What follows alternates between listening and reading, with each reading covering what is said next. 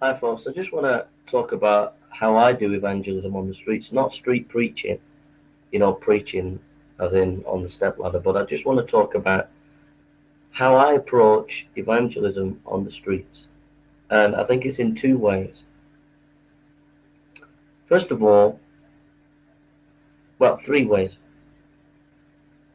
I'm on about the actual physical conducting yourself in evangelism on the streets, in a city centre, wherever. Okay. I think three things that I maintain, and I hope this will help you. Number one, listen. Show the person respect who you're talking to by listening to them. If they're genuinely seeking, listen to them, because by listening to them, you give them a sense of they're human beings with dignity and value. Secondly, you're there to preach the gospel. You're not there to win arguments. You're there to share the gospel. So always try to get back to the gospel.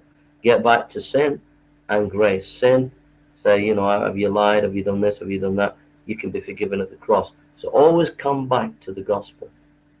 Always bring people back to the gospel. You can be in a conversation on the streets and lose sight of the fact that you're there to preach the gospel. And then thirdly, don't be anti-intellectual. A lot of street preachers and evangelists are anti-intellectual. Study, read up on questions that people are going to ask. And if you can answer those questions, you'll gain a hearing, because people will respect you more if you know what you're talking about.